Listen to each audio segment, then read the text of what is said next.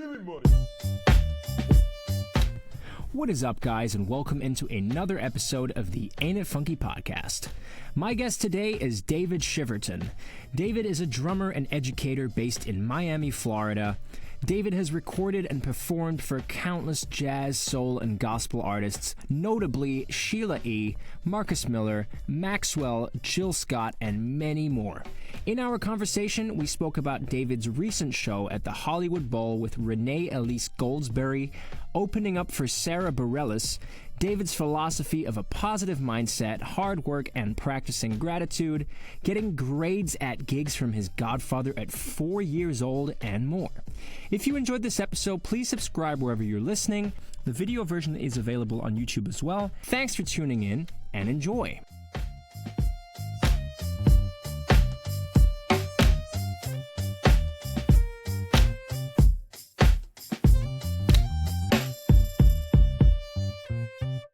All right, David Chiverton, welcome into the podcast. Pleasure to be here, man. Thanks for having me, Harry. Thanks for taking the time, David.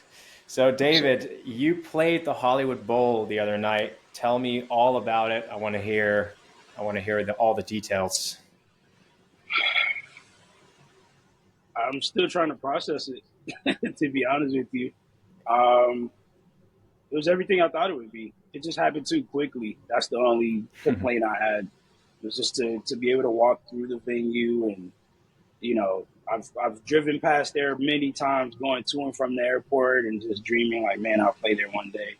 To actually get to go into the venue, to get to the green rooms, to get to the actual stage, I actually got to walk through the venue. Man, it was surreal. It was definitely a full circle moment for me, and I'm thankful to God that I had the opportunity to finally play there. And I'm saying that it will not be my last. I don't know who I'll be there with in the future, but I'm sure I'll be back. So that it was exciting, super exciting to be there. So, oh, incredible! So what did the day look like for you? Like, walk me through that day. Basically, it was cool, man. The artist I was playing with was Renee Elise Goldsberry, who's an amazing singer. She was in Hamilton and an incredible actress as well. She was actually opening for Sarah Bareilles, right? And which was also epic. Sarah was actually performing with the Hollywood Bowl Orchestra. Wow! So that was like, we walked in that day to just kind of get settled, and Sarah Bareilles is performing with the HBO, and it's just like, oh man, this is surreal. This is so crazy. So that was just an amazing thing. But yeah, we just got in, got settled, had to wait a bit with scheduling. And then, I got to go outside and build my kit before all the stagehands walked it on stage. And we had a quick, I think, 45-minute, because she was the opener, like we didn't have a lot of time to sound check, but we got enough to dial in and be ready for the show. So we set up pretty close to like the front of the stage, it was actually a vibe, because we got to kind of really connect with the people a little bit more. So it was cool, man. It was just it was super chill day, nothing stressful at all. They're very timely in terms of like how the run of show is supposed to go. So they're very like, even if it's like a minute behind, like they're very like, all right, cool, let's get this done. It's a well-oiled machine for sure. And you can tell because it's one of the best venues in the world. So it was really cool to kind of see the operation, and from stagehands to production to everything. It was definitely an experience.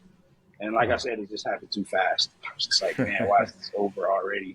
We only had a 25-minute set, so it was just 30 minutes, and it was just like, before I knew it, we were walking off stage. So yeah. It must have been endorphin rush pure for you, like coming off that stage, huh? Yeah, absolutely. It was just like, I actually had to stand there once we were done and like look in the audience. And I'm trying my best these days to take in moments like that, because I have a habit. I can be transparent about that. I have a habit to get. My wife calls me out all the time. I get so caught up in work mode that I want to get the task done and make sure I'm executing. And sometimes I just don't embrace the moment. You know what I mean? So when I walked on stage, I actually looked into the audience and was just like, wow, this is, the manifestation of like just an idea or a dream is real. It was packed too, man. It was sold out. I think 17,000 people. So you Wow. can see people all the way in. Yeah, it was crazy. Oh Pretty amazing. man. That's freaking Yep. incredible. What is the like I'm intrigued what the kind of backstage area looks like. Is it fairly like standard green room backstage, or is there something like special about it? Are Yeah, there like signatures and stuff in the backstage? yeah. They have a lot of definitely pictures, signed pictures by different performers of the past. They have these two big grand pianos that sit like in the middle of the back, so everybody kind of walks around those. And the green rooms are pretty standard. You just, refrigerator, all the stuff that you request of your writer. It's super chill, man. It's nothing. That's why I said it was cool, but it was just like trying to take in all of that stuff was just like, man, this is weird to finally be here. But yeah, it's pretty standard. Everything is pretty chill and super standard, and the staff was so nice. Like you can tell it's the Hollywood Bowl, so everybody could have some kind of weird snootiness about them. Never once.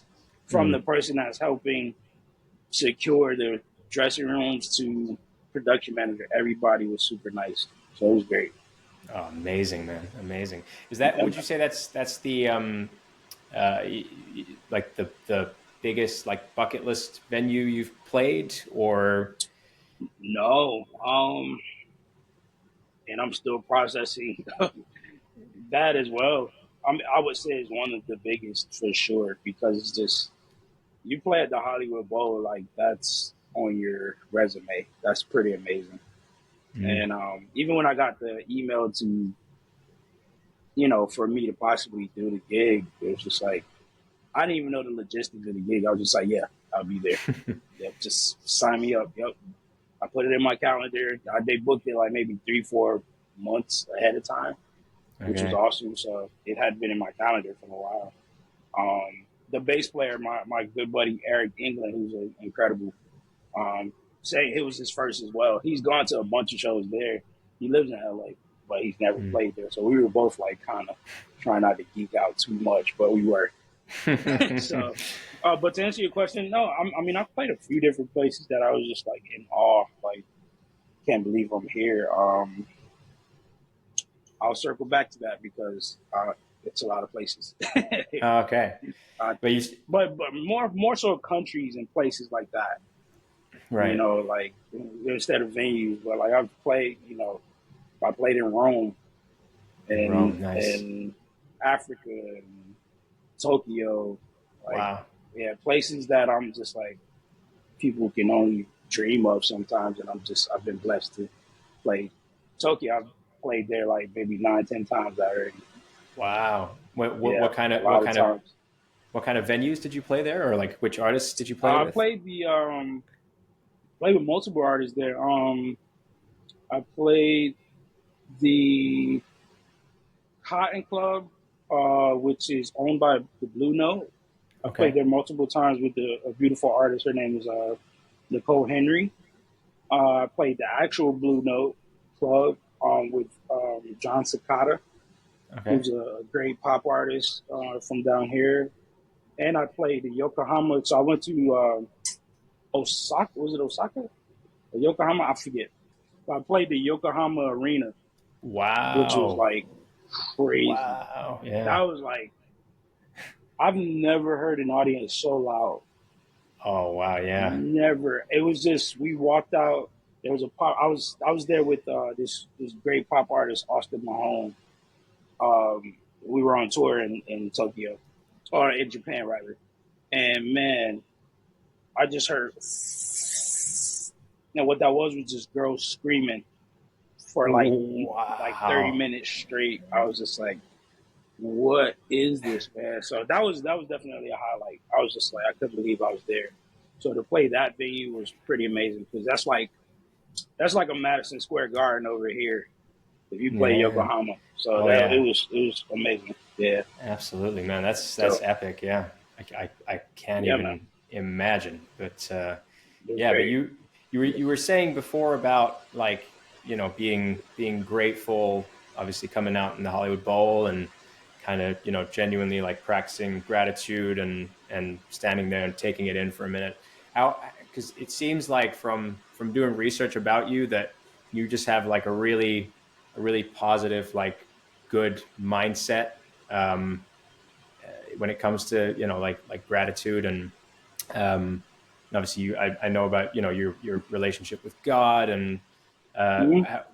how would you say, because I know also with being a touring musician and being busy, sometimes it's easy to kind of let stress get to you or get fatigued and then it's kind of easy to forget about, how much of a blessing it actually is to, be doing this stuff.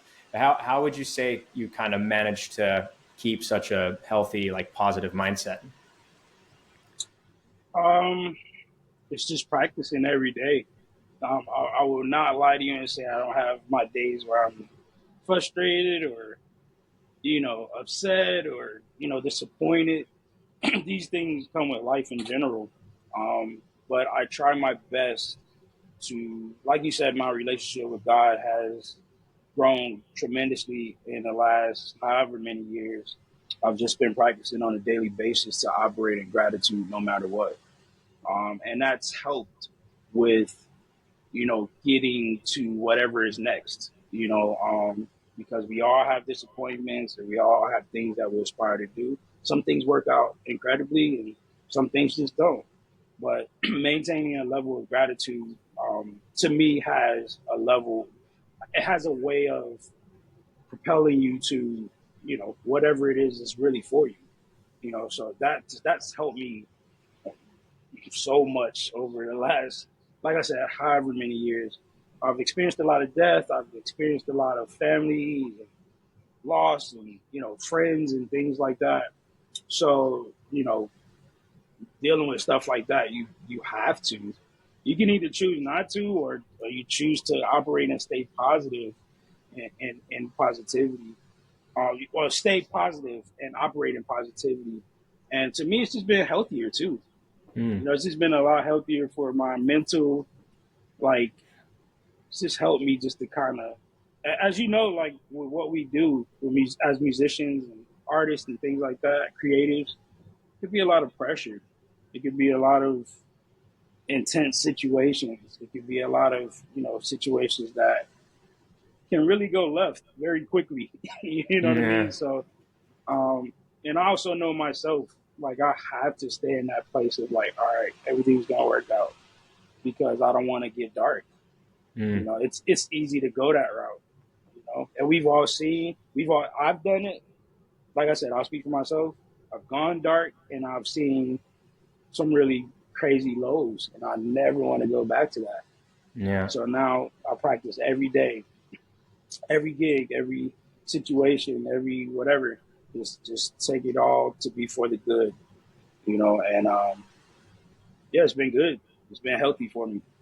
Hell You know? yeah, man. That's Yeah, beautiful. man. Yeah, it's a beautiful approach to, to life and to, I think it's, yeah, very important to keep that positive mindset. And, just, I think it's also when people want to be around you more when you Mm. have that energy rather than like Yeah. negative Nelly, or you're just picking every Right. negative thing out and complaining about mundane things and whatever. I think people will notice that and they'll be like, maybe we don't necessarily want to call this guy back because he's kind of he's And kind of that's the complaining thing, too man. much. And yeah. I don't know if a lot of people, not to cut you off, but I don't know if a lot of people realize that's the thing. I've been in conversations, or I've heard MDs, production managers, management artists talk about like musicians, and Mm, you're just like, man, that's so tough. Basically saying like, man, this guy can play, but his attitude sucks, mm, or this guy is amazing, or this woman is great, or it's just like, but I can't stand to be around her.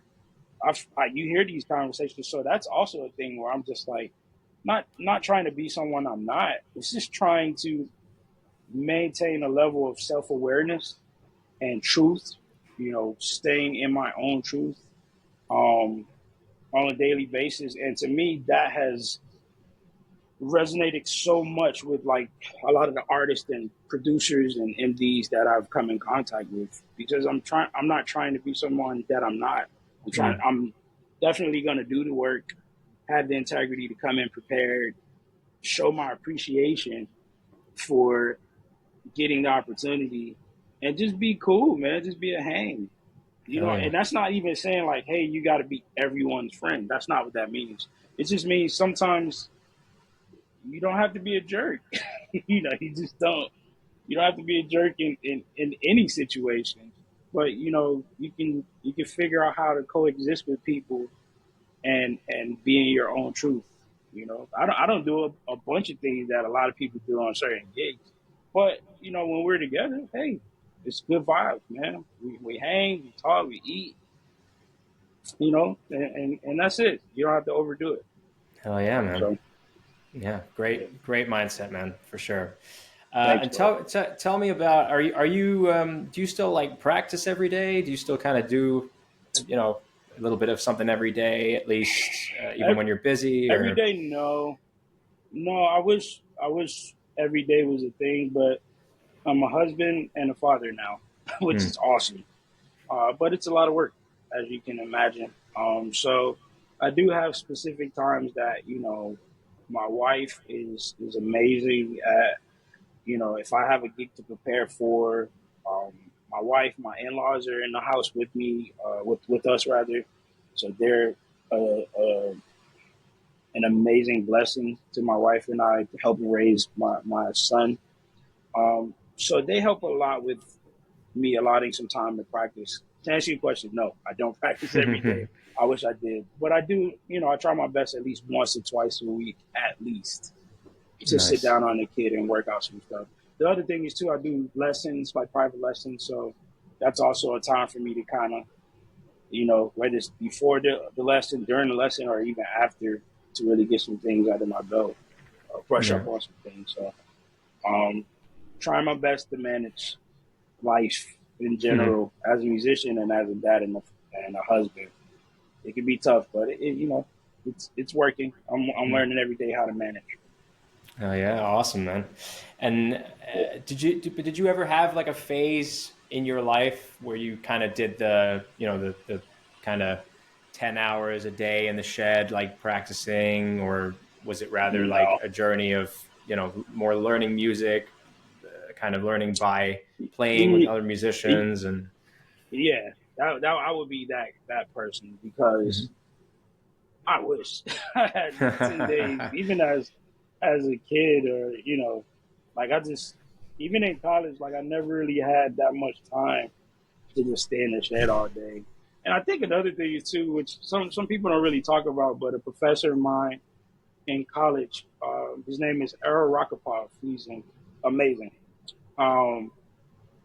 He said to me one day in class, he said to all of us, was like, yeah, you're practicing, it's great, you're getting all of this stuff under your belt, but make sure you go see a movie. maybe go hang out with your girlfriend or your boyfriend, or just take a load off. And what that meant, I knew exactly what he meant when he said it. He basically said, like, we all get so caught up in like being perfectionists and staying in the shed for 10 hours, 10 days, 10 hours. But it's just like, sometimes it's unrealistic. Sometimes you have to allow yourself that time to be inspired from, other areas. Like I'm inspired by movies a lot. Like that's one of my favorite things to do. I'm a huge homebody. My wife will tell you that. I'm a huge homebody. So one of my favorite things to do is just to watch movies. I love movies, and I could hear something that just inspires something musically in me. And there's nothing wrong with that. There's nothing wrong with that versus me having to sit in the shed. There's nothing wrong with that either. I'm just saying, like, I've never really been the cat to sit in the shed for 10 hours and just play. Like, I want to have a life too. Yes, I suppose it also like gives you more inspiration for when you are back on the kit, right? Like, like exactly. Watching a movie, having the time off, letting maybe you've practiced for a while, but then you let something settle for a bit. You go away, spend time with your family, go out, as you say, watch a movie, maybe go, have a coffee Different with things, man. friends. Just, yeah. And Yeah, then it kind of yeah, subconsciously feeds that inspiration and brings fresh ideas and yeah. creativity, I guess. Yeah.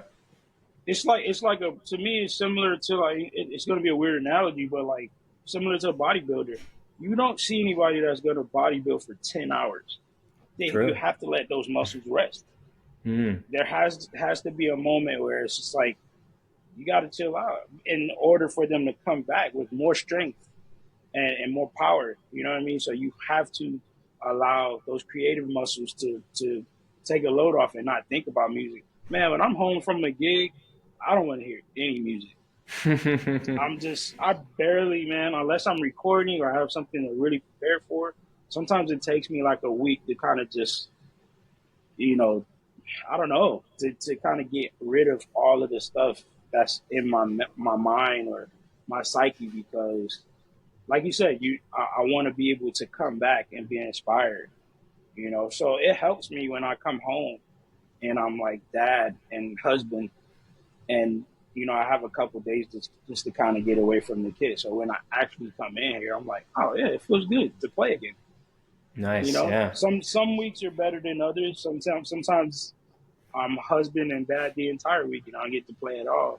But you get the point of what I'm saying. Like it helps when I do have a second to kind of step away from the music or the kid, so that when I come back, like I'll be way more inspired.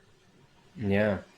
And But I had a question on my mind, but it just slipped my mind. What was I going to ask?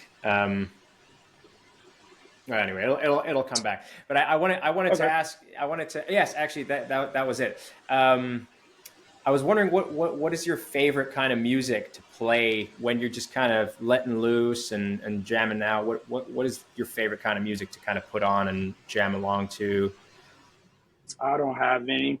I love so many different genres of music. I kind of have like a weird eclectic taste in music. So I may listen to a song I heard again in the movie. I'm like, man, I really like the vamp of that song, and Yeah, that'll be playing for the next week in my head.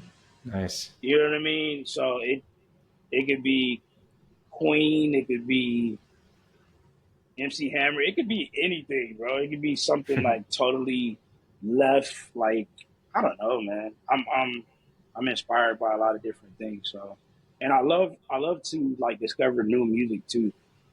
So my wife is like incredible at that. She's always like hip to like really cool like artists. She's big into Afrobeat, Okay. and she just constantly schooling me to like really dope artists. So sometimes I look to her for inspiration. Like, oh, cool. What is this? Maybe I could shed to that. But I don't have a specific favorite necessarily. I just like to. I like to keep my ear open to what could have Right. inspired me. You know. Yeah. So if I feel like something like won't leave my head for like 2 or 3 days, then I'll probably sit down and like maybe that's something I need to sit down and work out. Right.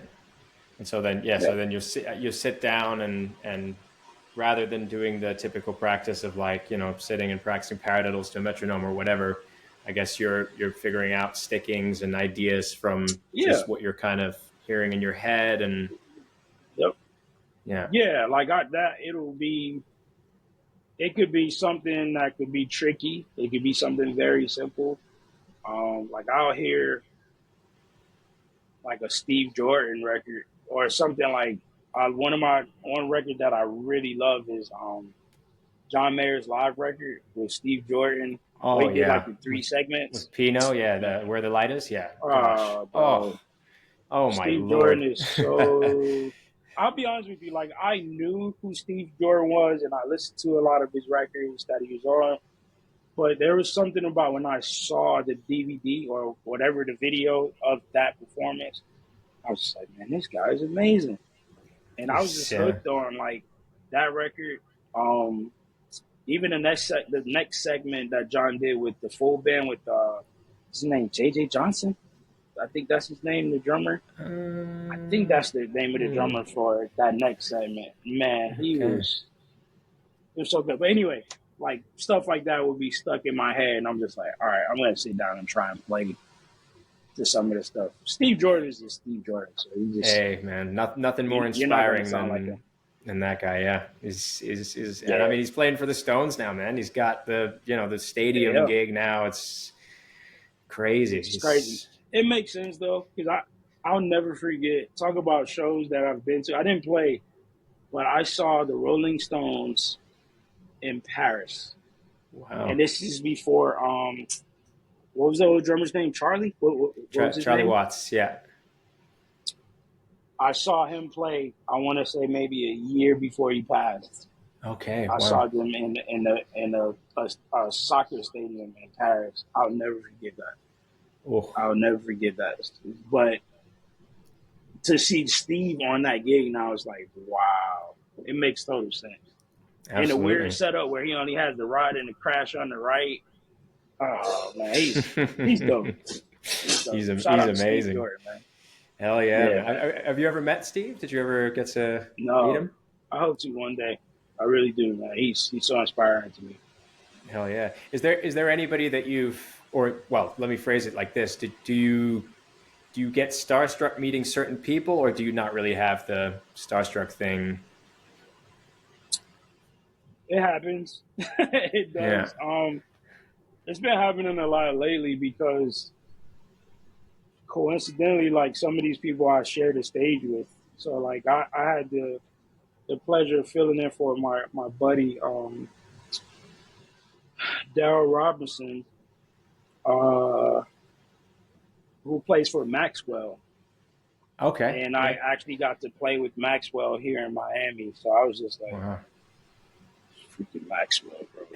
I met him, of course, 5 minutes before we walked on stage. And it was just like, hey, man, thanks for being with us, man. This is going to be fun, man. I heard you great. Cool, let's go do it. I'm just like, okay, so, cool. So no rehearsal, nothing? Just straight to... No rehearsal. I had a 35, 40-minute sound check, which was barely anything. I barely played any of the music. And huge shout out to the musical director, Shedrick Mitchell, who's amazing. He was just like, cool, man, you sound like you know the stuff. So just let me know if you got any questions. And then we walk out. We talk in the trailer for a little bit. He said, yeah, man, Max wants to talk to everybody. We pray before we go on stage. Met Max, like I said, it wasn't even 5 minutes. It was all right, guys, let's go to the stage. It's like, doop, doop, doop, doop. Like, oh, man. In front of 12, 15,000 people.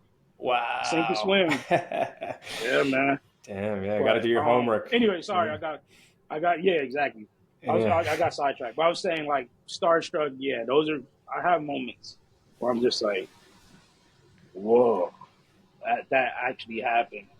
Yeah. You know, so I'm artists I've been watching for years since I've been a kid. I'm about to start next week with, I'm sorry if it sounds like I'm name dropping. I don't want it to sound like that. But, no, you're good, man.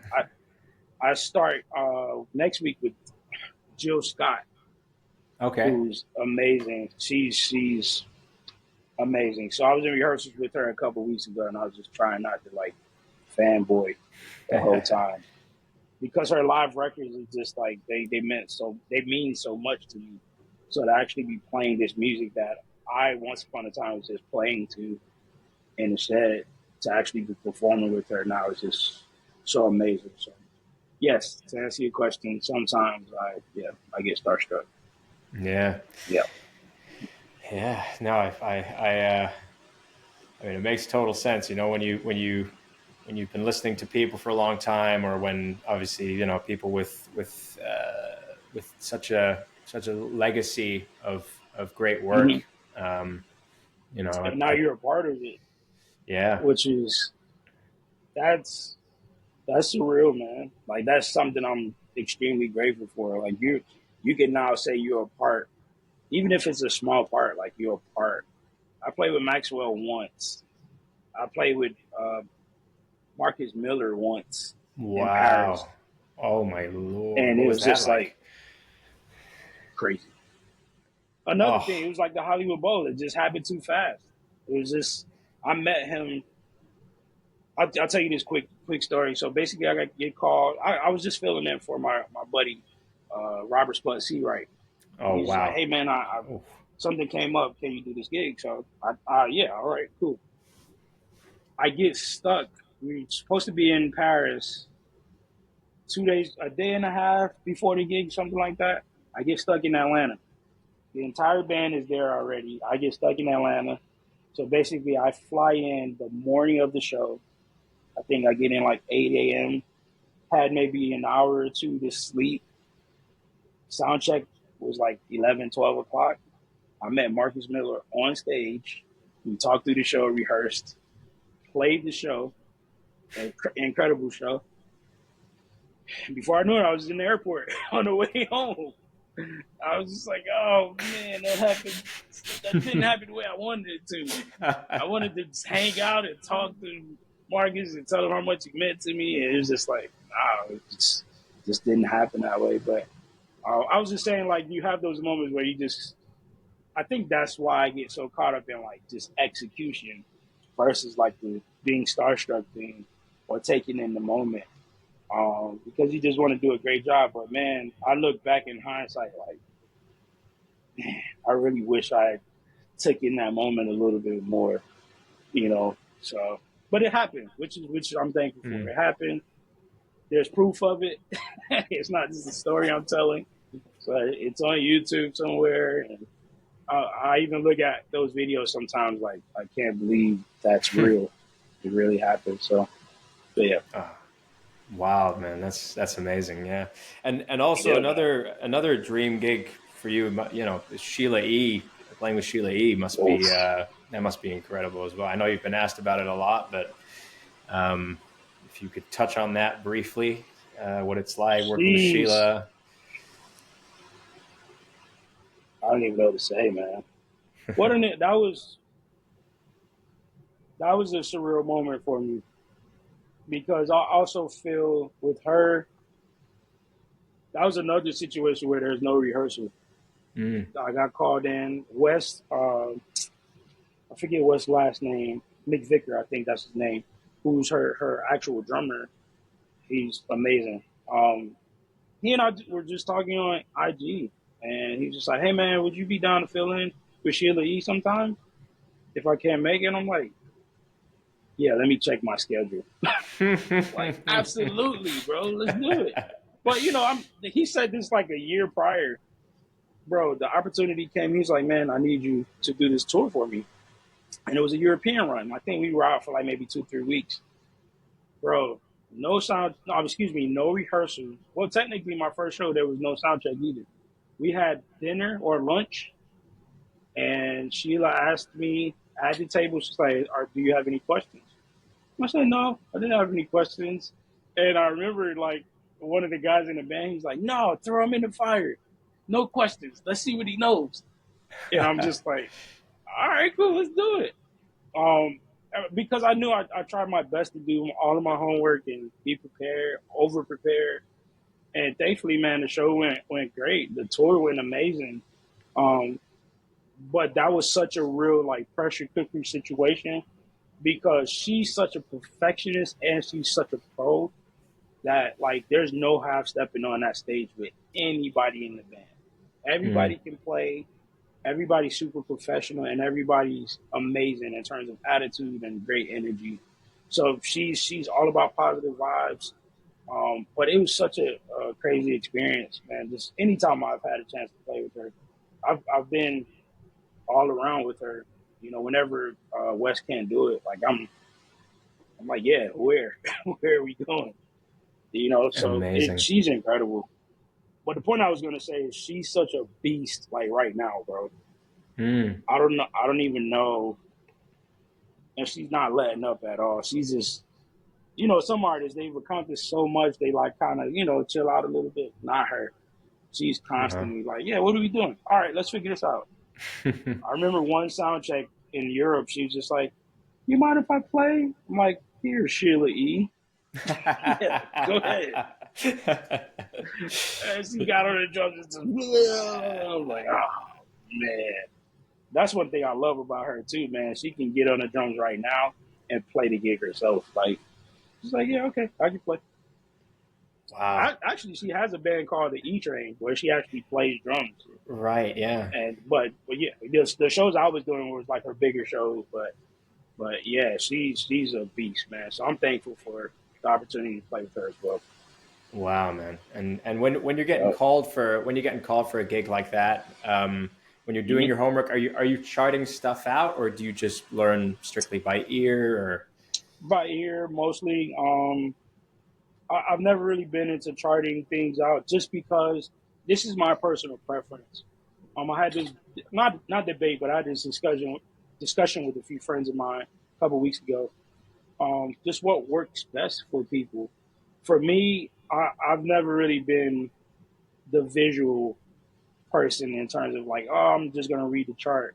I feel like when I play that way, and this is something I'm constantly working on, I don't necessarily want to sound like I'm reading when I'm playing right. to even if it's notes or something like that. I want to make sure that I've internalized the music and internalized all of the information so that I can really put myself in the music. So I can read for sure, but I just don't. I've never preferred it at all. And then I've always been a person that I never like to be dependent on something in order for me to have a successful show. So it's Right. like the chart ends up, we're playing out an outside gig and the chart flies away. What am I going to do?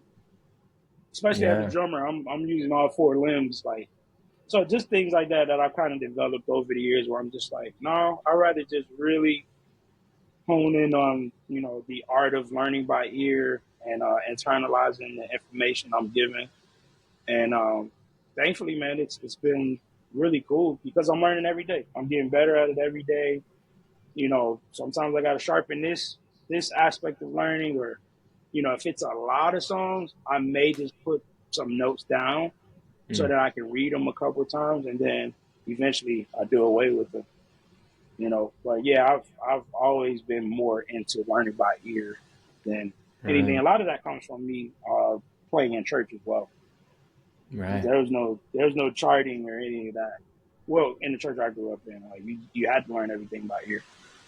You Yeah. know, we would have to learn songs like 20 minutes before we went on stage sometimes, and Wow. that just helped with exercising like your retention muscles.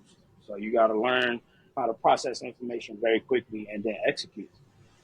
Right. And do So you think? Because I love the story about your backstory about, like, I know you started at like 3-4 years old playing with your godfather who would literally grade you on your performance. That's such a wild story. Like, do you think that yeah, ties into, like, because very early on he was teaching you? Because I know in another podcast you said he was teaching you rather how to, like, play for the song rather than hmm chops and flashy playing. Do you think that yeah, kind of tied into, in the long term, how you learn, by ear and yeah, quickly learn songs and 100%. Like he yeah, was a big shout out to Lionel Nelson, who is still to this day like he's just he's incredible, man. I owe him so much. Yeah, it's a funny story about the whole grade thing, but what he was teaching me was just discipline, man. He's teaching me to lock in and have the integrity to lock in on what is asked of me. You know what I mean? Like he was definitely a huge stickler about just playing what was necessary. And it really the funny thing is I may have said it before. I didn't realize he wasn't just teaching me things about music. He was teaching me things about life. mm, How to lock in on life or how to make sure that I'm disciplined in every aspect. Whether it's off the bandstand, being able to, have a positive attitude, making sure that I have the integrity to learn the information before I get on the plane, not learning on the plane, getting, you know what I mean? Like having everything under my belt, you know, like I said, I think I said it in a certain way earlier, like showing my gratitude for the opportunity by learning the information and making sure that I've retained what was given to me. He was big on that stuff, man. We would play songs like multiple times, and if I screwed up in the same spot, do it again. Mm. Yeah, I get it. Yeah, but I got to go to school tomorrow. Nope, cool. Once you get it right, we'll move on to the next thing. And my mother, it was crazy because my mom was right there for all of this stuff. She also knew what he was really trying to teach me and what he was trying to really, burn into my psyche. It was just discipline, like being disciplined, being having integrity in your position and what it is that you need to do. And nothing outside of that. I didn't know anything about chops until I was like maybe 7, 8 years old. Mm-hmm. Like seriously, because I grew up in what would be called quartet music, and it's like a form of gospel music that's very like some people might look at it as very like I don't know, foundational, like super chill, like super simple. But man, there was some real tough things that you have to learn in terms of how to be disciplined and how to execute properly in that genre of music. And it just spilled over to everything else that I would go on to do in my life. So now I can, approach every genre of music with the same level of discipline and the same level of integrity that he was, really working with me on back then, man. So I still think about that stuff now and just like, man, a lot of people don't have that training. Some people will never have that training. So I'm extremely blessed that he was in my life and that my mother saw what he was trying to do. My mother and my father saw what he was working on and what he was trying to do, because I wouldn't be where I am today without it. Oh yeah. Yeah. And I also know that you said that if you were even like a couple minutes late, he would automatically give you an F. And yeah. Well, he told yeah. me I'm not playing. He said that to me multiple times. He's like, no, it's okay. I'll play the drums. I'm like, no, but you have to play the keyboard. He's like, no, I'll play drums tonight. Obviously you didn't want to get here on time. So I'm 4 years old, bro. Wow. Wow.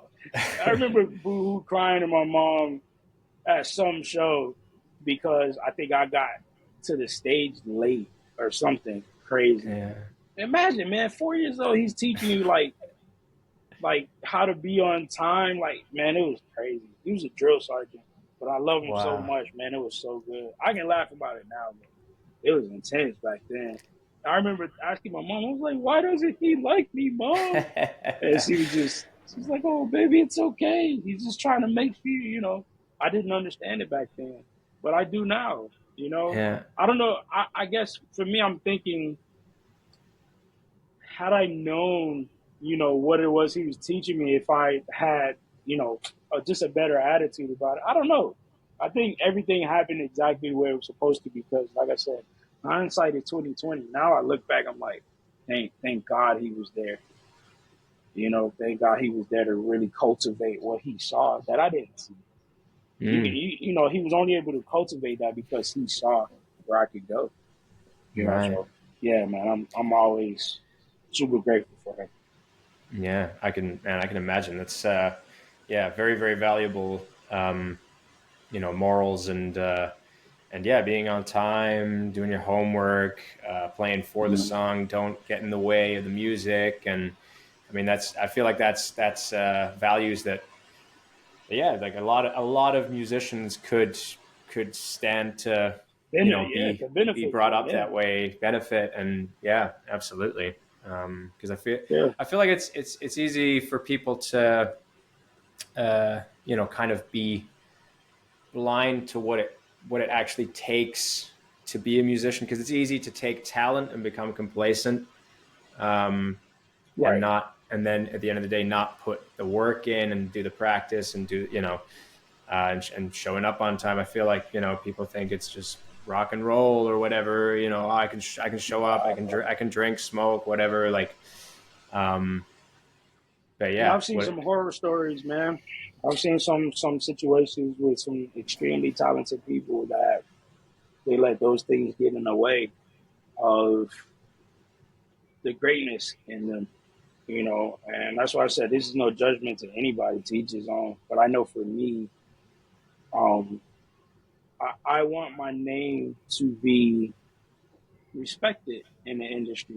I don't have to be the best drummer in the world. I don't even care about any of those accolades. I'm thankful for any and everything that anyone has said about me in terms of a compliment.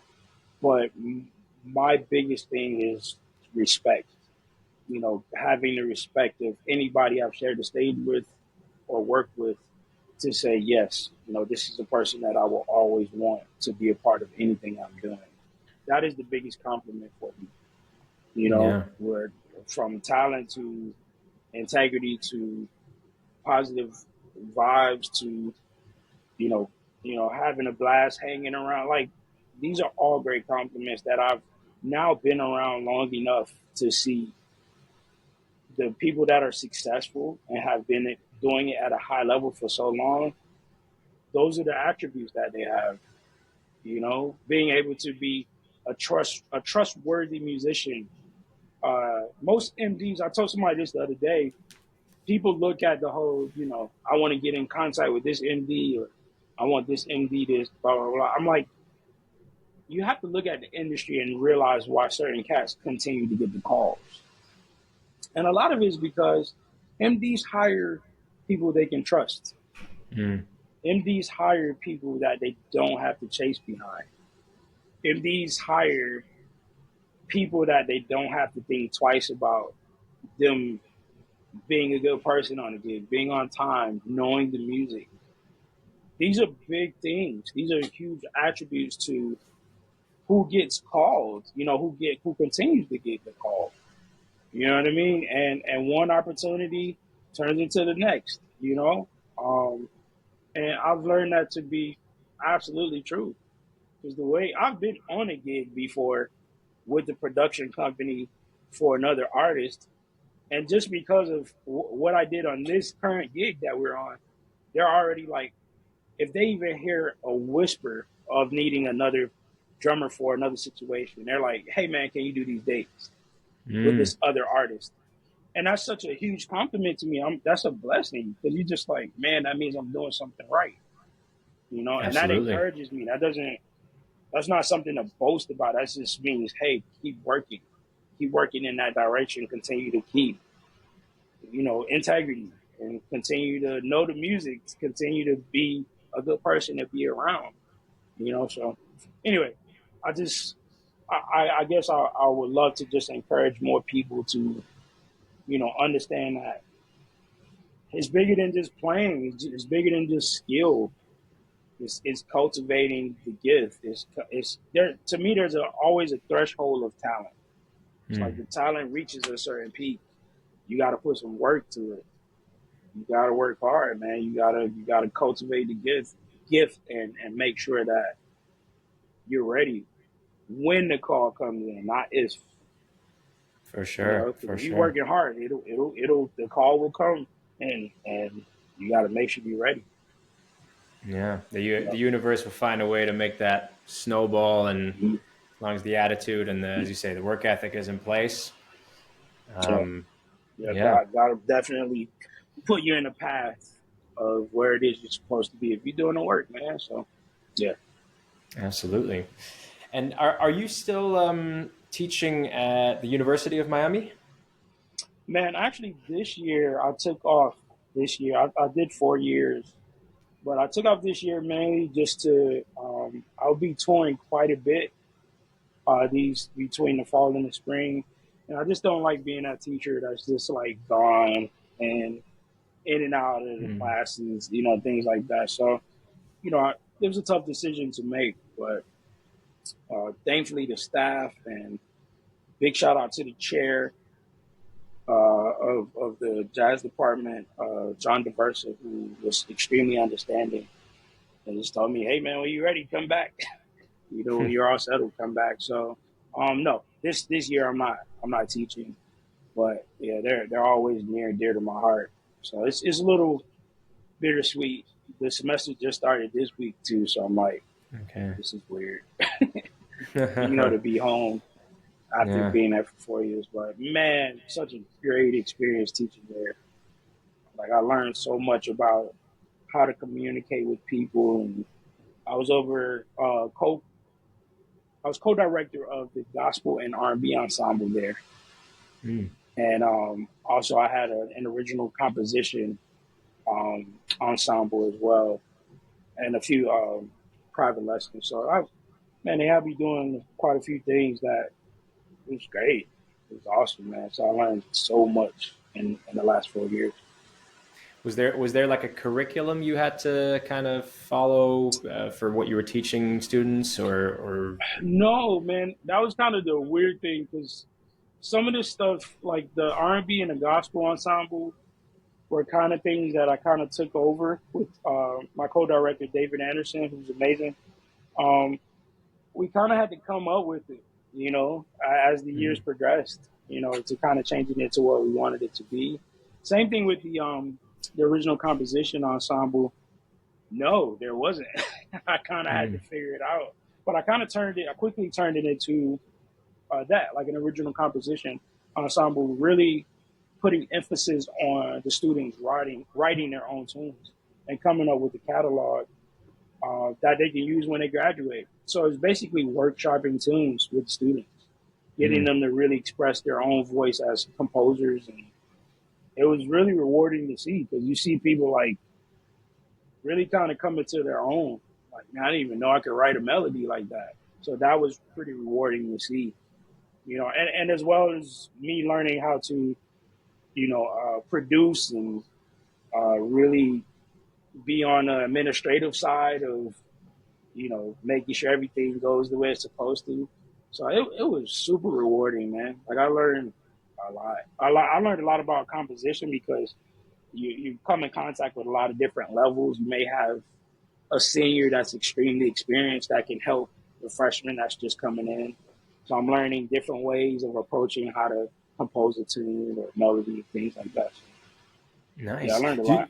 I felt like I do, was the student most of the time, but go ahead.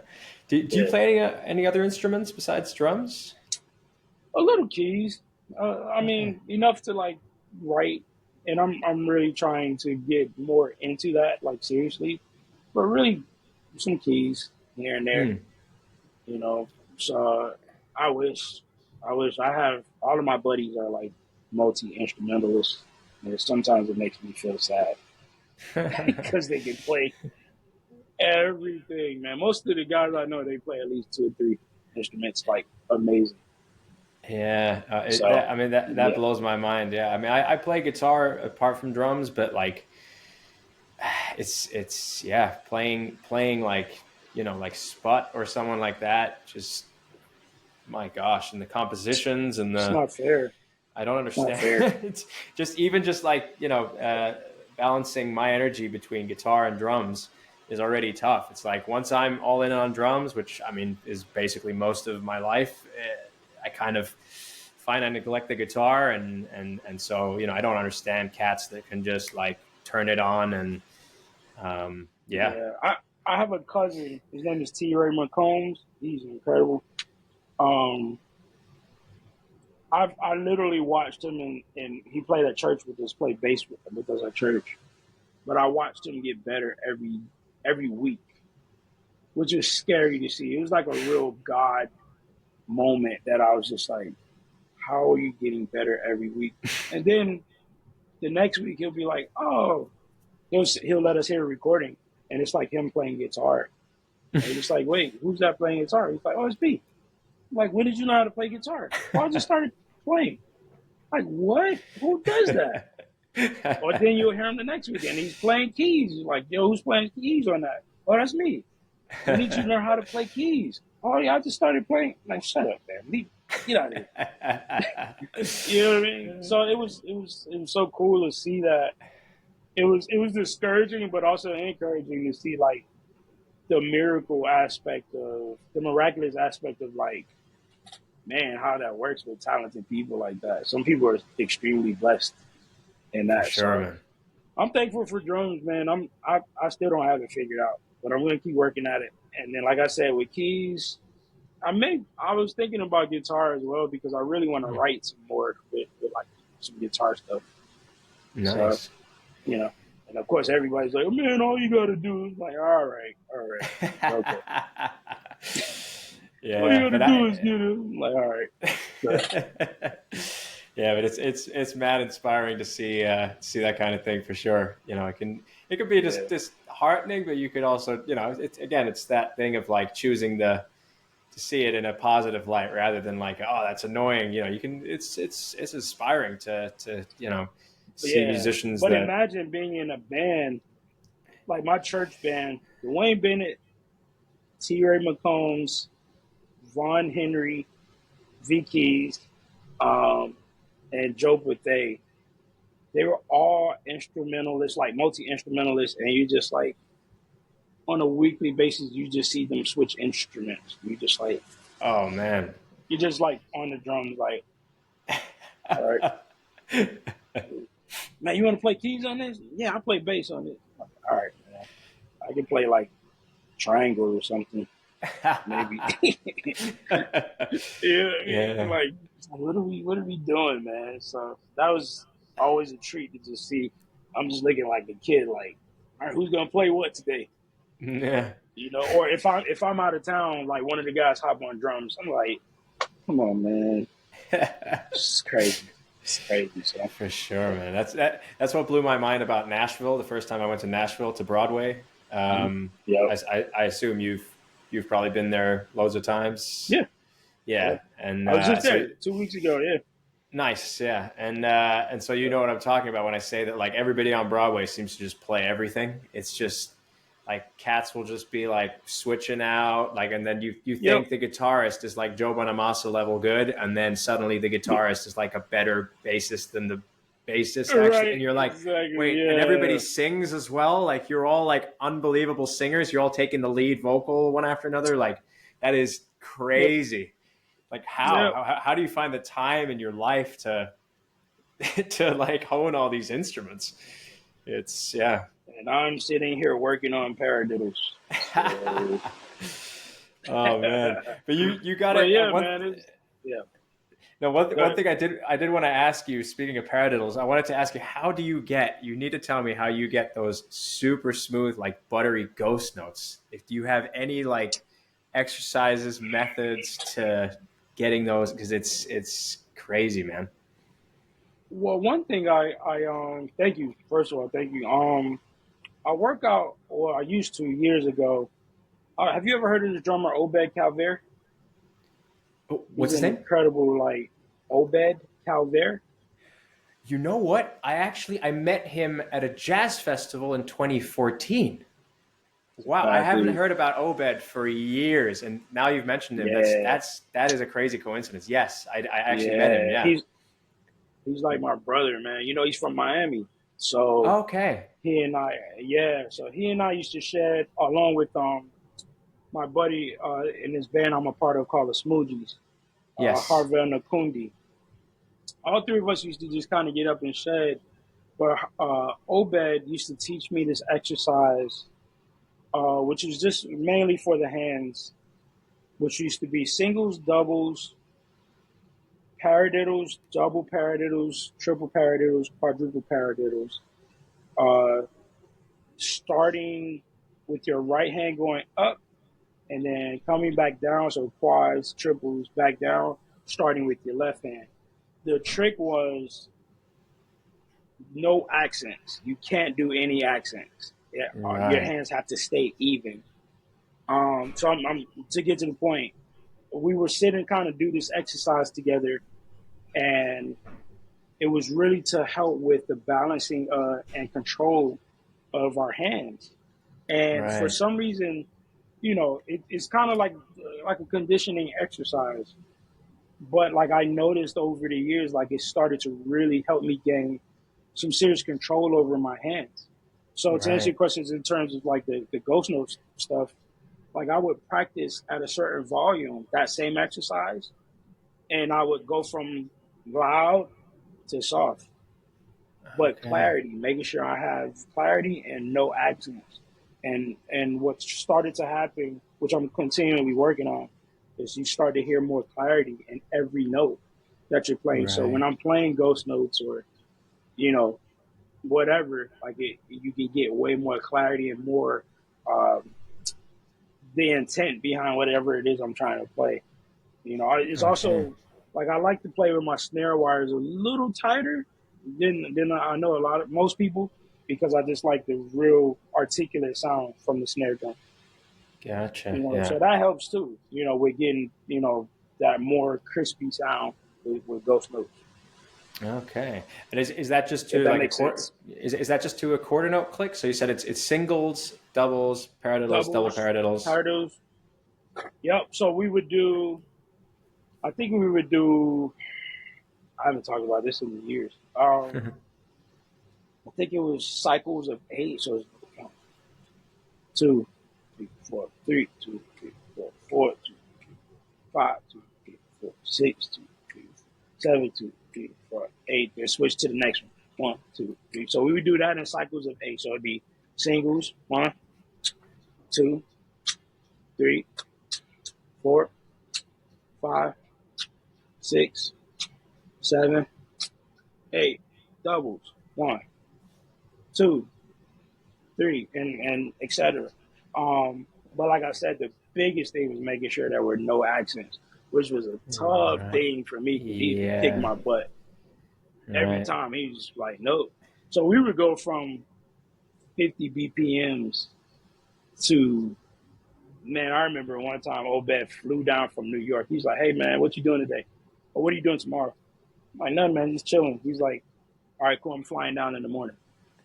I was like, "Okay." He's like, "Yeah, we're gonna shed, and then I'll just go back home." I was like, "Well," he's like, "Yeah, I got some miles. So I'll just fly down, we shed, and I'll go back home." No way. Bro, it was, first of all, that was so thoughtful, man. That was so cool, man. I'll never forget that. And then he commenced to kicking my butt. I was just like, yeah, I don't want to play anymore. Because he just, like, we went from, like I said, 50 BPMs to, like, I want to say he might have stopped at 140. Oh So I wow. just counted to you, what was that, 8 notes I was counting? So 1, 1, 2, 2, 3. Yeah. So he was at like 2, 3. With no accents. No. Wow. And I'm just looking at him Brutal. like, but his hands, like he's huge into like conditioning. It was just like it was so freakish to Brutal. watch. So yeah, Yeah. I've been chasing that for years. I've been like just sitting there trying to get my hands as stable as possible and things like that. So it's I love that stuff though, man. Like, yeah, bro, let's show me where I can be. Show me where I can aspire to go. You know what I mean? So he would do that. I want to say he reached like 140 that day. Wow, man. Clean. That's wild. Yeah. Singles, doubles, paradiddles, triples. I was Wow. just like, bro, how? And like I said, starting with your right hand and then Right. coming back down with your left. Wow. Yeah. Clean. Oh, So that was a cool exercise that I learned, like that I guess contribute to, like, clean ghost notes or things that I like to do on the snare, really articulate things. It's just the balancing of my hands, you know. right. Yeah, Yeah. Obed. I just remember, yeah, seeing him play, and it was the Nishville Jazz Festival. Have you heard of that Okay. I in have. Serbia? Um, Okay. yeah, me and my band in 2014. We were young guys in like a rock band, and we got booked for a jazz festival in Serbia, which was awesome though. And I just, yeah, Okay. remember meeting Obed in a restaurant just randomly, like we got chatting, and then he was like, "Oh, I'm playing on the main stage later." Went to see him play, and yeah, he's. I just remember being like, "Damn, this guy is crazy. He's got like feel, pocket, chops, like the whole nine Everything. yards. Crazy, man. And Yeah, he's Haitian too, so he has like that cool like Creole, like French, Haitian. He has all that stuff. Like it's like a gumbo when you hear him play. I haven't heard him play in years, but he and I still have this WhatsApp chat. Okay. So I'll send him a video like, hey man, this is something I was working on. Try this. And he'll play it, he'll record it and play it back to me. And then he'll do the same. He'll say, hey man, I was working on this today. Try this. Oh And I'll man. play it. And then I'll find like another 2 ways to play it and send it back to him. So we would just, it's almost like we pick up where we left off. Because we might not talk for another 2 or 3 months, but then Uh-huh. we'll go into like a chat for like the next week and a half, just going back and forth. So he sent me tons of like bootlegs, things that he's recorded. Yeah, man, he's been a huge inspiration in my career in general, but my life because Mm. we would hang, get food, things like that. So he's a beast. He's a bad dude. Absolutely, man. And I got one more question before we bring this to a close. Sure, yes, sir. I saw that in like the discography, I found that on some website. I saw that you worked with Vince Staples at some point. You recorded a Yeah, song or an album with him I did. It on his was debut record. Is that right? it was weird, man. So shout out to super dope producer, Infamous. He's this great producer. I think he's from down here. Either from down here or from New York, but he lives down here, between here and LA. But man, I started to work with him like pretty heavy. We did some stuff on Meek Mill's record, the Dream Chasers record. I did Damn. a song called was it Look How Far We Came? Yeah, I think it was something with like John Legend and like Nas and Rick Ross, something like that. Um, but this ties into the Vince Staples thing. I remember he told me, he's like, Dave, man, just go in. I'll give you a click and just kind of play. Actually, I didn't have a click. He was like, just play.